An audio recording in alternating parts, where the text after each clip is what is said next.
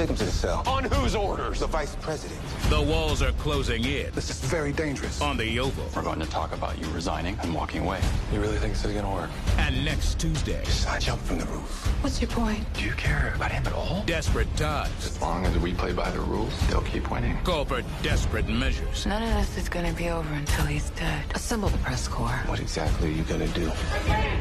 The truth is, All right, Oval fans, we're here to talk about the trailer for next week's episode, Season 3, Episode 12, entitled Tragic Monologues. And to be honest, it seems like there's going to be a few of those in the episode. I guess the main one we all are looking forward to is Victoria getting up at the podium at the press conference. So, the synopsis is Eli causes chaos. I cannot talk. Eli causes chaos. To erupt in the White House when he exposes Hunter's criminal activity to the press, and Victoria decides to use it to her advantage. That right there lets me know that when she goes up to the podium to speak and she quote unquote faints, it definitely feels like an entire act. Like the whole thing about her passing out is probably like, I can't believe my husband would do something like this. So it's one of those things where either she's going to let Hunter take the brunt of the fall, just like, hey, you know what? I'm going to let him, I might fall down at the podium, but he's the one who's going to fall on his own sword. I'm not doing anything. And I mean, to be completely honest, I'm not saying Victoria is innocent per se, but if Hunter had listened to Victoria and instead of letting Kyle and Donald and this person and that person handle it, if Victoria's father was on the case, I'm pretty dang sure everything would be clean. At least enough so there wouldn't be all the outrageous evidence that there is now. So there you go. But let's get to the actual breakdown in itself. So for one, we have Kyle screaming in the back of the truck, or the trunk of the vehicle that Max and Bobby put him in, screaming for help. And I mean, it goes without saying that, yeah, he was going to get out eventually, but, especially with the situation involving Jason jumping from the roof of the White House because Grip is like, pup down, he's gone. So then it makes sense that the yard would be swarming with Secret Service agents trying to figure out what happened, what's going on. And somebody's going to overhear Kyle in the back of the trunk, and when he gets let loose, he's taken away to a cell. He's like, on whose orders? Sam's like, on the vice president's orders. So it's funny because think of it this way: Kyle's going to be put into a cell just like Max and Bobby were trapped in earlier this season. The ironic part is perhaps Donald or the president will get Kyle out of the cell in the same way that the vice president got Max and Bobby out of the cell. And not to jump too far ahead, but there's a moment in the promo where Lily's talking to Bobby at the hotel. Looks like, she's in a robe now because I'm surprised she was able to shower, or at least maybe just change into a robe to get out of those wet clothes. I don't even know if she could be in a shower after the waterboarding situation. But she says, none of this will be over until he's dead. I don't know. I think that's probably in reference to Hunter instead of just Kyle, hence why they're in hiding right now. But, with Lily, the way she's just, looking to get revenge on everybody, who knows who the hell she's talking about? Hunter, Kyle, Donald, who knows? So from there, I think there's a moment where Sam's on the phone, probably with Max, and Max says, as long as we play by the rules, they'll keep winning.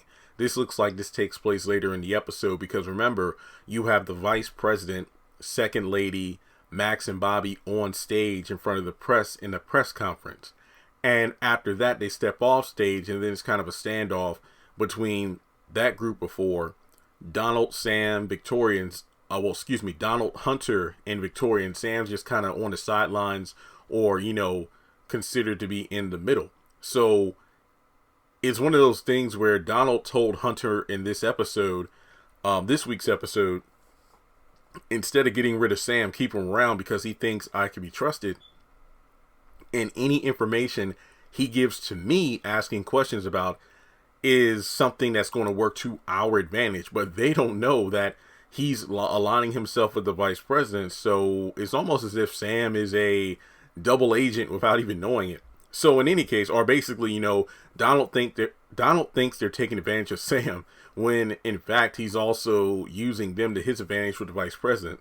You never know how that's going to work out. So Max does have a point. I mean, you can only play by the rules so far. I mean, before you end up getting whooped by a team. It's like, how do you win against somebody who doesn't have any restrictions or any kind of limitations on what they will and won't do in order to win? So when they actually get into the Oval, you got the vice president telling Hunter, we're going to, oh yeah, and remember, in the Oval, it's pretty much the whole group, except for Sam.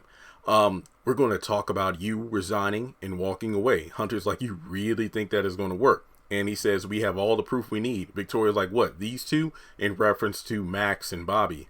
So after that, you know, let's see here. Trying to make sure I got everything.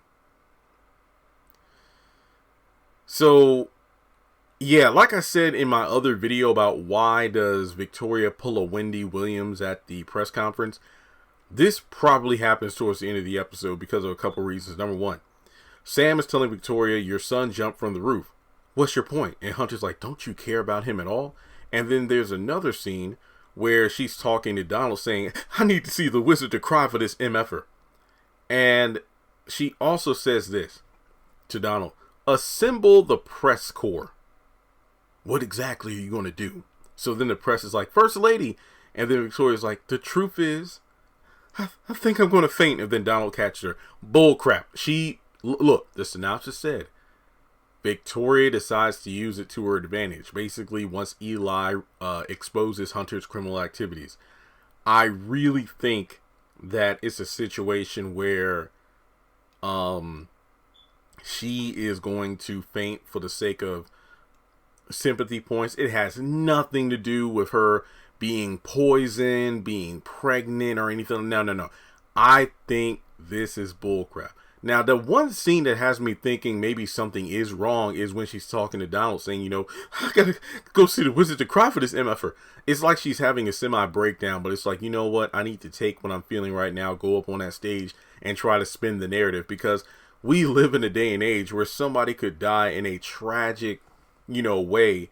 But then if there's some hot gossip, like, you know, if Kanye did this, if the Kardashians posted that, and I'm not just trying to signal them out, but those are the most, you know, well-known ones. Like, if this person sneezes and it's online, everybody's going to talk about it, you know? So she's going to like she's going to try to one up the reveal of her husband's criminal activities. That's what I think.